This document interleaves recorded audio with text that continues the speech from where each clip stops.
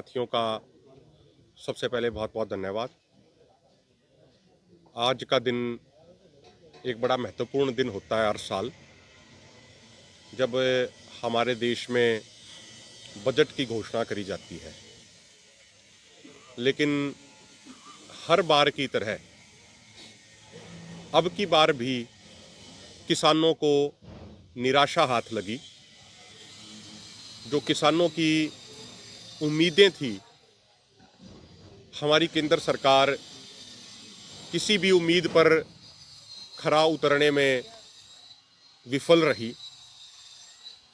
देश का किसान सबसे बड़ी उम्मीद ये कर रहा था कि जिस तरीके से दोनों मोर्चों के नेतृत्व में ये आंदोलन चल रहा है एमएसपी गारंटी कानून के विषय पे, और 26 नवंबर से सरदार जगजीत सिंह डल्लेवाल जी का ऐतिहासिक सत्याग्रह चल रहा है, और 30 तारीख के कार्यक्रम में, 4 तारीख के कार्यक्रम में और 26 जनवरी के कार्यक्रम में एमएसपी गारंटी कानून के मुद्दे को और सरदार जगजीत सिंह डल्लेवाल जी के आमरण अनशन को जन समर्थन मिला पूरे देश में। तो किसान उम्मीद कर रहा था कि केंद्र सरकार एमएसपी गारंटी कानून की तरफ ध्यान देगी, उसकी तरफ कुछ कार्य करने की सोचेगी। लेकिन पूरे बजट में कहीं पे भी एमएसपी या एमएसपी गारंटी कानून का कोई भी जिक्र नहीं किया गया है। इसके अलावा स्वामीनाथन आयोग की रिपोर्ट को, जो C2+50% फार्मूले को लागू करने की बात थी, उसका भी कहीं कोई जिक्र नहीं है।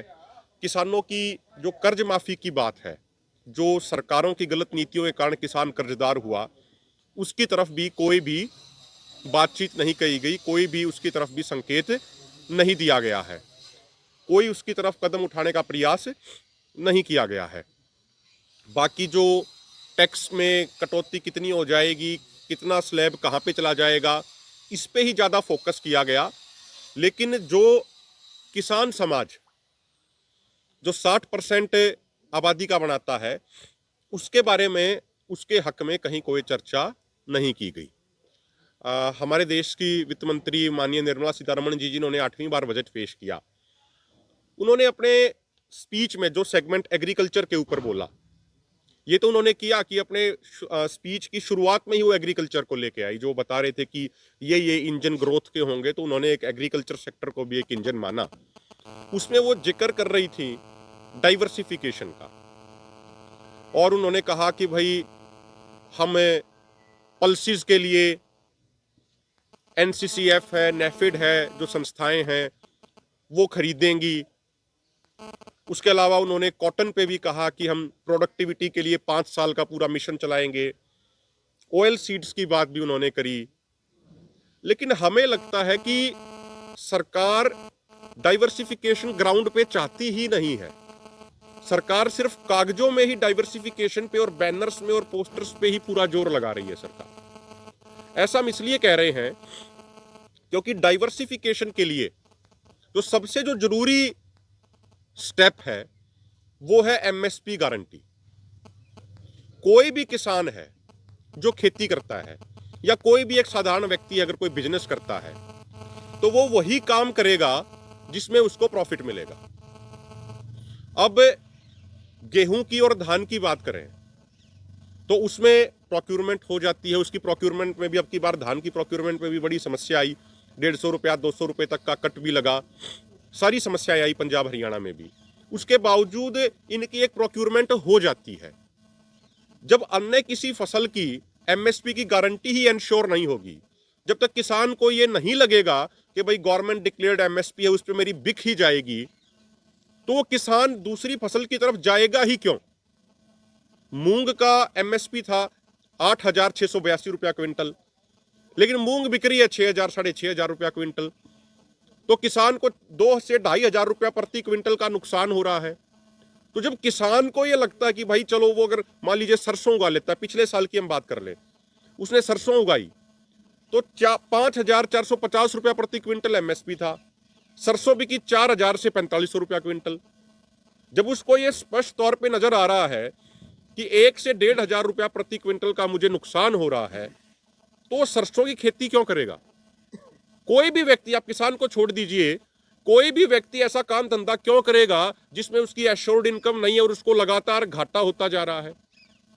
तो सरकार डाइवर्सिफिकेशन की बात तो कहती है, लेकिन डाइवर्सिफिकेशन करने के लिए जो पूरा एक्शन प्लान होना चाहिए, डाइवर्सिफिकेशन करने के लिए जो रूट मैप होना चाहिए, उसमें क्लैरिटी सरकार की तरफ से नजर नहीं आ रही है। इसके अलावा अगर आप एक बात और देखेंगे, उन्होंने 3 दाड़ों का उन्होंने जिक्र किया पल्सिस के मामले में कि भाई एनसीसीएफ और नेफिड है वो वहां पे रजिस्ट्रेशन होके वो आगे 4 सालों तक उनको प्रोक्यूर करेगी। हमारा एक बड़ा सवाल है, ये 4 साल की लिमिट क्यों लगाई जा रही है?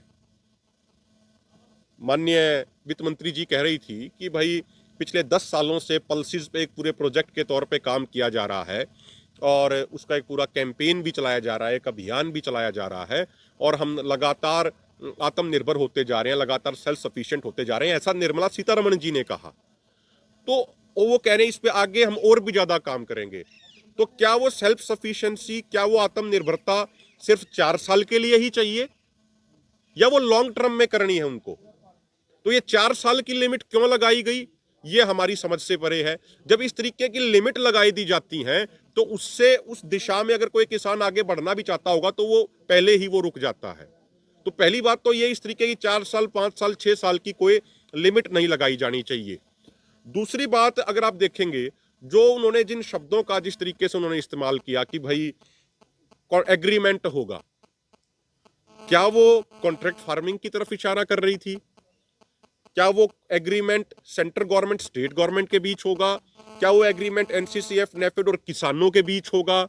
उस पर भी कोई क्लैरिटी किसी तरह की उन्होंने स्पष्टीकरण, स्पष्ट बातें उन्होंने।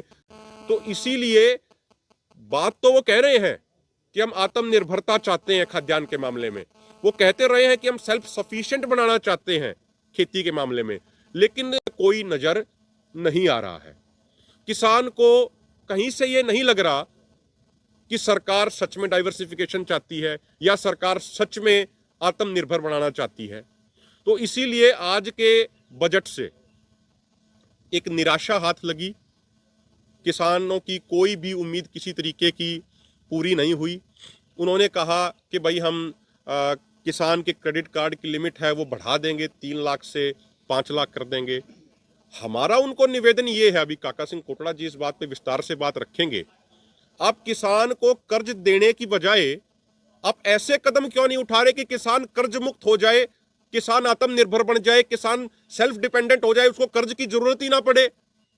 उसकी तरफ कोई काम करने की कोशिश नहीं की जा रही। तो इसीलिए जो आज का जो पूरा एक बजट जो रखा गया एग्रीकल्चर के विषय पर जो हमने सुना, उससे हमें निराशा हाथ लगी है। मैं निवेदन करूंगा आदरणीय काका सिंह कोटड़ा जी वो भी अपनी बात विस्तार से रखें। मेरे तो पहला सारी गल ਜਿਹੜੀ ਅੱਜ ਬਜਟ ਤੇ ਲੋਕਾਂ ਦੀਆਂ ਆਸਾਂ ਸੀਗੀਆਂ, ਉਮੀਦ ਹੁੰਦੀ ਆ ਜਦੋਂ ਬਜਟ ਪੇਸ਼ ਹੁੰਦਾ, ਜਦੋਂ ਬਜਟ ਬਣਦਾ ਹੈ, ਭਾਵੇਂ ਉਹ ਘਰ ਦਾ ਹੋਵੇ, ਭਾਵੇਂ ਸਟੇਟ ਦਾ ਹੋਵੇ, ਭਾਵੇਂ ਕੇਂਦਰ ਦਾ ਹੋਵੇ, ਸਾਡੇ ਹੀ ਟੈਕਸਾਂ ਦੇ ਵਿੱਚੋਂ ਬਜਟ ਬਣਨਾ ਹੁੰਦਾ, ਸਾਡੇ ਹੀ ਕੁਝ ਮਿਲਣਾ ਹੁੰਦਾ ਕੁਛ ਰਾਹ।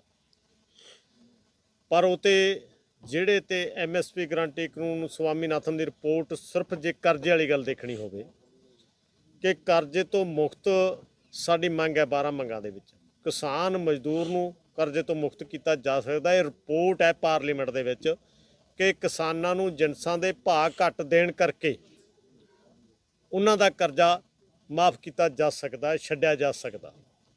ਪਰ ਇੱਧਰ ਇਸ਼ਾਰਾ ਨਹੀਂ ਕੀਤਾ, ਲਿਮਟ ਉਧਰ ਨੂੰ ਵਧਾਈ ਕਰਜ਼ਾ ਲੈਣ ਵਾਲੇ ਪਾਸੇ, ਕਿਉਂਕਿ ਉਹਨਾਂ ਨੂੰ ਪਤਾ ਵੀ ਜ਼ਮੀਨਾਂ ਲੈਣੀਆਂ ਕਰਜ਼ਾ ਹੀ ਕਰਕੇ। ਉਹ ਇਸ਼ਾਰੇ ਨਾਲ ਛੇਤੀ ਲੋਕ ਸਮਝਣਗੇ ਕਿ ਇਹਨਾਂ ਨੂੰ ਹੋਰ ਕਰਜ਼ਾ ਹੀ ਕਰਕੇ, ਕਰਜ਼ੇ ਤੋਂ ਕੱਢਣਾ ਨਹੀਂ, ਕਰਜ਼ਾ ਹੀ ਕਰਨਾ। ਲਿਮਟਾਂ ਤੇ ਲਿਮਟ, ਜਿਵੇਂ ਹੱਦ ਕਰਜ਼ੇ ਤੋਂ ਵਧਾ ਕੇ ਤੁਸੀਂ ਉਸੇ ਤੇ ਹੋਰ ਵਧਾ ਲਓ। ਜਾਣੇ ਇਹ ਨੀਤੀ ਅੱਜ ਸਾਫ਼ ਹੈ ਕਿ ਅੱਜ ਤੁਸੀਂ ਹੱਥ ਨੇ ਜਦੋਂ ਡਿਬੇਟਾਂ ਤੇ ਦੇਖੋਗੇ, ਇੱਕ ਜਣੇ ਕਹੂਗਾ ਬਹੁਤ ਵਧੀਆ ਬਜਟ ਆਇਆ, ਇਹ ਦੇਸ਼ ਲਈ ਬਹੁਤ ਵਧੀਆ ਬਜਟ ਹੈ, ਇੱਕ ਕਹੂਗਾ ਜੀ ਬਹੁਤ ਮਾੜਾ ਹੈ ਬਜਟ ਹੈ। ਪਰ ਜਿਹੜੇ ਅਸੀਂ ਬੈਠੇ ਹਾਂ, ਜਿਹੜੇ ਸ਼ਬਦ ਅਸੀਂ ਵਰਤ ਰਹੇ ਹਾਂ ਕਿ ਭਾਈ ਕਿਸਾਨੋਂ ਲੜੇ ਤੋਂ ਬਗੈਰ, ਸੜਕ 'ਤੇ ਬੈਠੇ ਤੋਂ ਬਗੈਰ, ਇਹ ਮੰਗਾਂ ਲਾਗੂ ਕਰਾਏ ਤੋਂ ਬਗੈਰ ਜ਼ਮੀਨ ਨਹੀਂ ਰਹਿਣੀ, ਜਿਹੜੀ ਉਹਦੇ ਵਿੱਚ ਨਰੇਗਾ ਵਾਲੀ ਗੱਲ ਸਾਡੀ 12 ਮੰਗਾਂ ਦੇ ਵਿੱਚ ਕਿ ਅੱਜ ਆਸ ਸੀ ਕਿ ਸਾਡੀ ਇਹ ਮੰਗ ਨੂੰ ਸਰਕਾਰ ਪੂਰਾ ਕਰੂਗੀ, ਉਹਦੀ ਦਿਹਾੜੀ ਵਧਾਉਣ ਦੀ, ਉਹਨਾਂ ਦਾ ਰੁਜ਼ਗਾਰ ਵਧਾਉਣ ਦਾ 365 ਦਿਨ ਕਰਨਗੇ। ਮੈਨੂੰ ਲੱਗਦਾ ਕਿ ਅੱਜ ਦੇ ਬਜਟ ਦੇ ਵਿੱਚੋਂ ਕੁਛ ਨਹੀਂ, ਸਾਰੇ ਜਿਹੜੀ ਇੱਕ ਫਾਰਮੈਲਿਟੀ ਜਿਵੇਂ ਪਹਿਲਾ ਬਜਟ ਪੇਸ਼ ਹੁੰਦਾ ਉਹੀ ਹੋਇਆ। ਤਾਂ ਹੁਣ ਰੋਜ਼ ਚੀਜ਼ਾਂ ਵੱਧ ਰਹੀਆਂ, ਜਿਵੇਂ ਡੀਜ਼ਲ ਹੈ, ਪੈਟਰੋਲ ਹੈ, ਉਹਦੀ ਕੋਈ ਲਿਮਟ ਹੀ ਨਹੀਂ ਰਹੀ। ਅੱਗੇ ਸਾਲ ਤੋਂ ਵੱਧਦਾ ਤਾਂ ਇਹ ਰੋਜ਼ ਘੰਟਿਆਂ ਦੇ ਵਿੱਚ ਆ ਗਿਆ। ਇਸ ਕਰਕੇ ਅਸੀਂ ਸਮੁੱਚੇ ਸਾਡੇ ਦੋਨੇ ਫੋਰਮ ਵੱਲੋਂ ਅੱਜ ਜਿਹੜਾ ਬਜਟ ਹੈ ਇਹਨੂੰ ਅਸੀਂ ਇਹ ਕਹਿ ਸਕਦੇ ਹਾਂ ਵੀ ਕਿਸਾਨਾਂ ਪੱਖ ਦਾ ਜਾਂ ਮਜ਼ਦੂਰਾਂ ਦਾ ਜਾਂ ਆਮ ਲੋਕਾਂ ਦੇ, ਖਪਤਕਾਰਾਂ ਦੇ ਲੋਕਾਂ ਦਾ ਨਹੀਂ, ਇਹ ਉਹਨਾਂ ਦੇ ਹੀ ਘਰਾਣਿਆਂ ਦਾ ਬਣਿਆ। ਜਿਹੜੇ ਹਿਸਾਬ ਨਾਲ ਜਿਹੜੇ ਨਾਲ ਅਸੀਂ ਲੜ ਰਹੇ ਹਾਂ ਅਡਾਨੀ ਬਾਨੀਆਂ ਦੇ, ਉਹਨਾਂ ਦੇ ਪॉलिसी ਉਹਨਾਂ ਦੀ ਆਉਣੀ ਹੈ। ਧੰਨਵਾਦ। आपको जो कोई आपका सवाल जवाब हो, कोई आपका?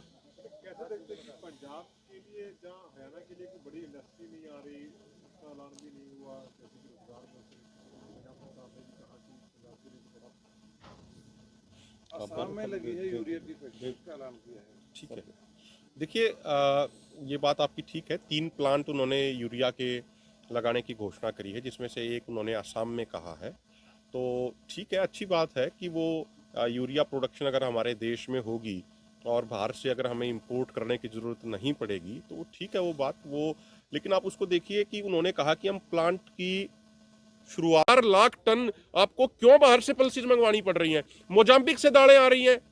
वो हमें तो ये समझ नहीं आता कि ये ब्राज़ील से मंगवा रहे, अर्जेंटीना से मंगवा रहे, मोजाम्बिक से मंगवा रहे। जो हमारे देश की सरकारें हैं वो यहाँ के लोगों से बनी है या मोजाम्बिक के लोगों ने, ब्राजील के लोगों ने, अर्जेंटीना के लोगों ने इनको बनाया है? हमारी सरकारों की जवाबदेही अपने लोगों के प्रति बनती है या फिर कोई जो इंटरनेशनल पैक्ट है या ब्राजील अर्जेंटीना के किसान है या मोजाम्बिक के किसान है उनके प्रति जवाबदेही बनती है?